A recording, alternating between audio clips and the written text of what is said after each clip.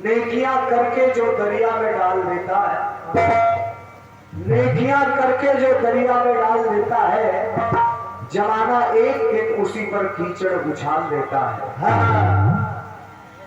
यकीन मानिए वो अपने बच्चों से कभी इज्जत करा नहीं सकता, वो अपने बच्चों से कभी इज्जत करा नहीं सकता जो अपने बूढ़े माँ बाप को घर से निकाल देता है। यूपी 70 का मामला।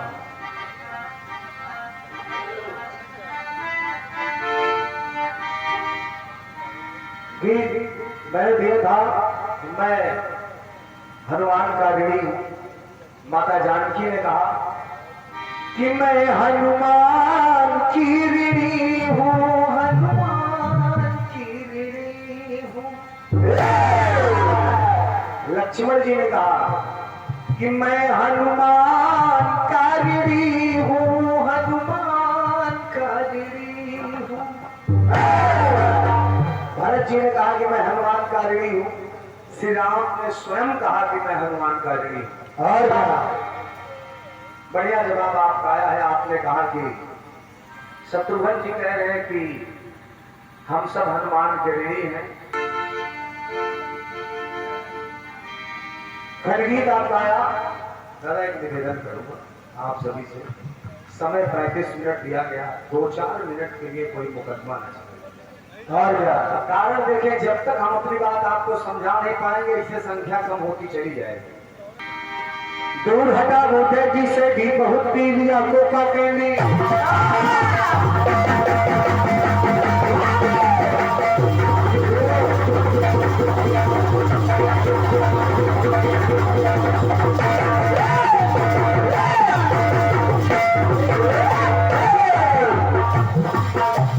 गीत कह रहा है, ऐसे गीत आएंगे तो कल्याण निश्चित है। दूर हटा बोटे जी से भी बहुत पी लिया खूब पिएंगे बियर सियर लेके संगे सेक्सी बियर पार्टी चलेगी सारी रात नचनिया। ये संस्कार है मर्दों वाला। अच्छा, इतना सब कुछ कहने के बाद कह रहे हैं कि आप करेंगे मर्दों वाली बात। अच्छा, इसमें कौन सी मर्द ही है? ये मैं कह रहा हूँ जिन्होंने इस फिल्मी टुकड़े को लिखा है।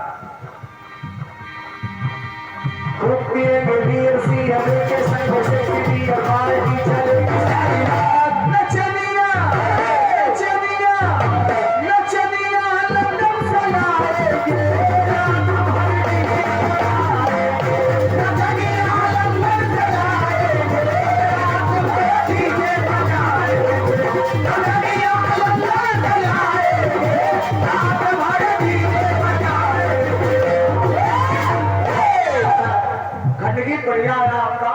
भगवान श्री राम समुद्र से कह रहे हैं बहुत हुआ मानना मनाना मुहावरा भी लगाया है आपने अपने खंड गीत में। बहुत हुआ मानना मनाना भैंस के आगे बीन बजाना, अब तो होगी छतरी वाली बात। हमने तुमसे रास्ता मांगी, धैर्य की सारी सीमा लांघी, बीते 3 दिन 3 रात। चलाएंगे आज पानी में लगाएंगे। ये श्री रामचंद्र जी कह रहे हैं, संधानों को खुशी कराला बाबा गोस्वामी तुलसीदास जी ने लिखा। लेकिन यहाँ प्रबुद्ध जनमानस है, सभी लोग बैठे हैं सुनने के लिए कीर्तन। जब भगवान श्री राम ने धनुष पर बाण चढ़ा लिया, प्रत्यंचा तान लिया, दादा जब प्रत्यंचा को तान लिया तो समुद्र महाराज हाथ जोड़ के खड़े हो गए। गाँव में रामलीला होती है, नहीं होती है तो होती रही होगी जरूर। उसमें ये दिखाया जाता है कि समुद्र महाराज हाथ जोड़ के खड़े हो गए, कहा प्रभु हम क्षमा प्रार्थी हैं, हम समझ नहीं पाए। तो भगवान श्री राघव सरकार ने कहा कि आपने क्षमा मांग लिया, मैं आपको मार भी नहीं सकता, लेकिन अगर धनुष पर बाण चढ़ गया, प्रत्यंचा चढ़ गई है, तो अब ये खाली तो ये बाण कर्कश में तो जा नहीं सकता है। बात जबान से तीर कमान से अगर निकल गई तो निकल गई। तो जब कहा कि आखिर इस बाण का कलू क्या है, तो आदरणीय मानस समुद्र में हाथ जोड़ करके समुद्र देव ने कहा प्रभु इस बाण को इसी पानी के जल में, समुद्र के जल में मलेच्छ राक्षस लोग रहते हैं। कीर्तन का गढ़ है, कीर्तन के मूर्धन्य कलाकार इस रायबरेली ने किया है, आज भी है। प्रसंग को बताने की आवश्यकता नहीं है। समुद्र देव ने कहा कि प्रभु इसी समुद्र के जल में मलेच्छ राक्षस लोग रहते हैं जो कि मेरे पूजा पाठ में और मेरी दिनचर्या को नष्ट करते रहते हैं, और प्रभु मैं उनसे सदैव भयभीत रहता हूँ। एक काम करे प्रभु, इस बाण को उन्हीं राक्षसों के ऊपर चला दें, इससे मानवता की रक्षा होगी और मेरी भी रक्षा होगी। और जब आपका प्रयास कर रहा हूँ तुरंत का, तो सुनिएगा। महंगा पड़ा जानना जनाना चल पड़े हैं, महंगा पड़ा जानना जनाना चले पड़े लोहे के जमाना।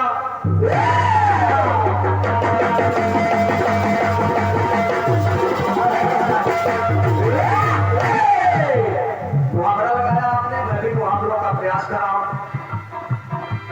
महंगा पड़ा जानना जनाना चले पड़े लोहे के जमाना, बाजी सारी पल में कर बीमार।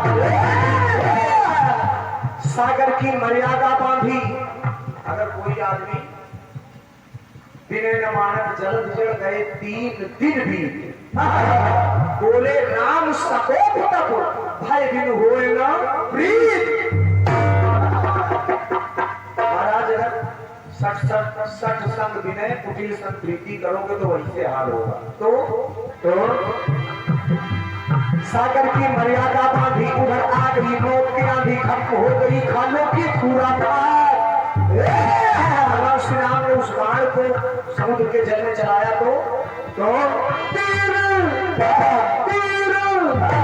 तीर रघुबर वो चलाते हैं, पानी में आग लगाते हैं।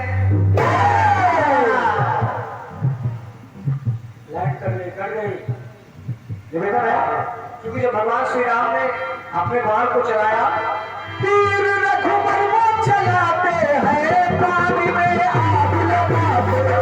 तीर रघुबर वो चलाते हैं, पानी में आग लगाते हैं।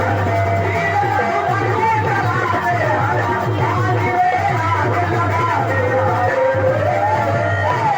चूंकि आपकी पंक्ति कह रही थी कि तीर अब ऐसा चलाएंगे, आग पानी में लगाएंगे, तो मैंने भी प्रयास किया है कि तीर रघुबर वो चलाते हैं, पानी में आग लगाते हैं। तीर रघुबर वो चलाते हैं, पानी में आग लगाते हैं। तीर रघुबर वो चलाते हैं, पानी में आग लगाते हैं।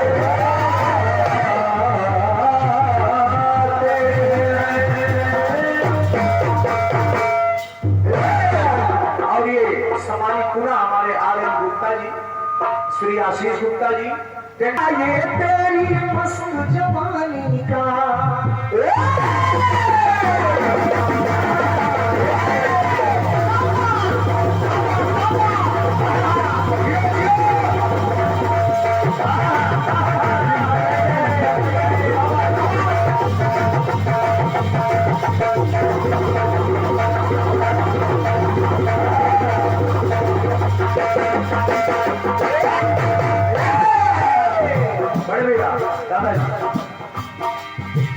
जो भी हो तेरा इस प्रेम कहानी का, पर क्या होता ये तेरी मस्त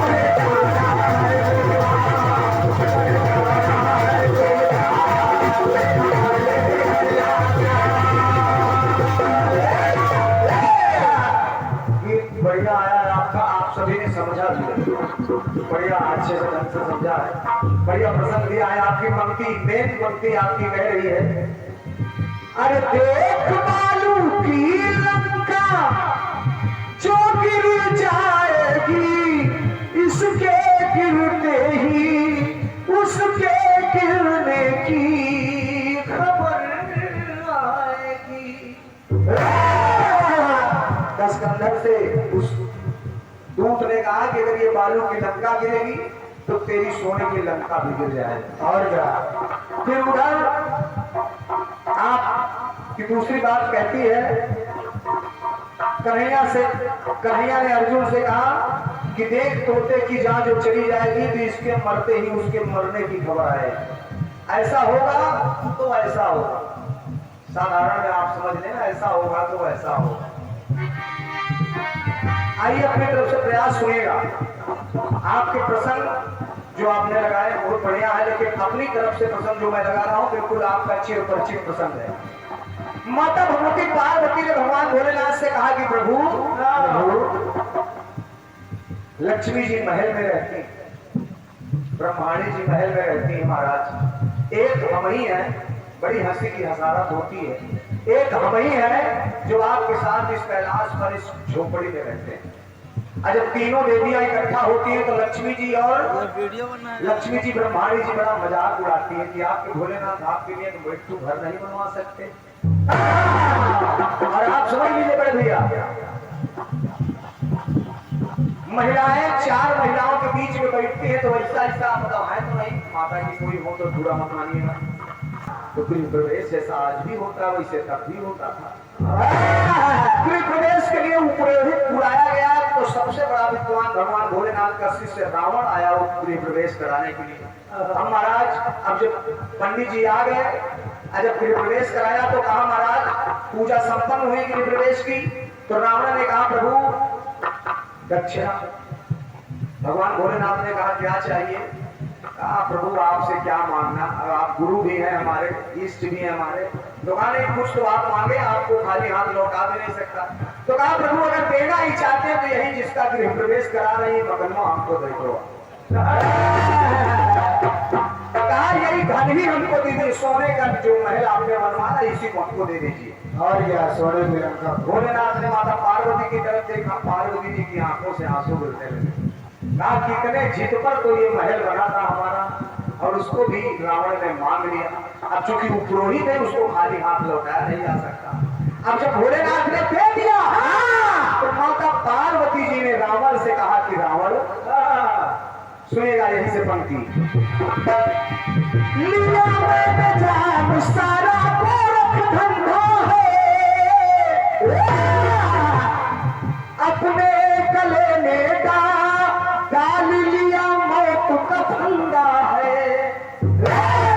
क्या बात है, मान तो लिया लेकिन तुम भी सुख से इस महल में सो नहीं पाओगे। और क्या समझते हैं, जैसे करनी की फल वैसा ही पाएगा, हाथों को अपने मल के तू पछताएगा। एक दिन ऐसा आएगा कि तुम खुद ही पछताओगे। तो जाना जाना मैंने माना, लोभी कितना है पहचाना, लेकिन रावण उस दिन तुम्हारी को अकल जाएगी। किस दिन? जब मैं भोलेनाथ के आराधना रूप में हनुमान जी के रूप में जाएंगे इस प्रभु की सेवा में और मैं उनकी पूंछ बन के जाऊंगी। जब लंका में जाएंगे तो वही पूंछ तुम्हारी, इसलिए जो तुम दान में लंका लेते महल ले जा रहे हो इसको खाक मैं ही करूंगा। उस दिन तुम्हारी अकल जाएगी, मेरे चलते ही तेरी लंका पल भर में जल जाएगी। क्या बात, मेरे जलते ही यानी मेरी जो पूंछ रूपी मैं रहूंगी, जैसे ही मुझ में आग लगेगी ये तेरी लंका पूरी जल जाएगी। आपकी पंक्ति कह रही थी कि बालू की लंका जैसे ही गिरेगी वैसे तेरी लंका गिर जाएगी। मेरी पंक्ति कह रही है उस दिन तुम्हारी अकल जाएगी, मेरे चलते ही तेरी लंका पर में ये जल जाएगी। दस कंधर क्या देखे इधर उधर। जब कोई दिल में चोर होता है, जब बात सामने आ जाती है फिर आंख नहीं मिला पाता जाता, वो आंख नहीं मिला पाता, इधर उधर देखता है। दस कंधर क्या देखे इधर उधर। अब जा अब तू भी जा। दस कंधर क्या देखे इधर उधर। अब भी जा तू सुधर, वरना तू जाए किधर।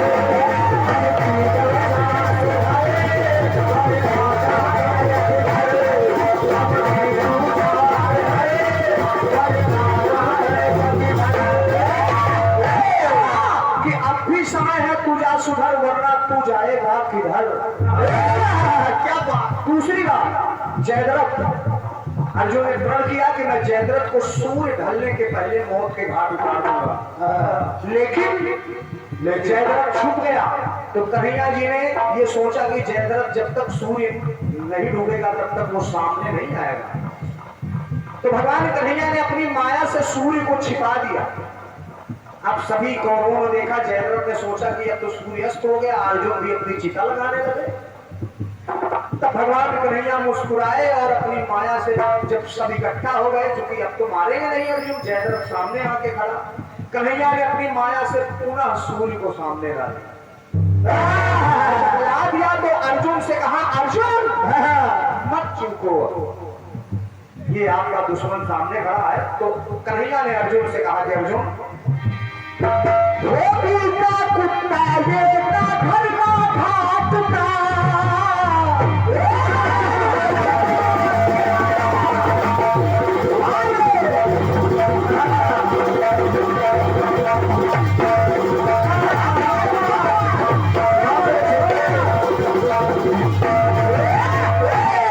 क्योंकि आपके गीत में भी मुहावरा चल रहा था, तो मैं भी प्रयास कर रहा हूँ। धोबी का कुत्ता ना घर का ना घाट का, ये मुहावरा।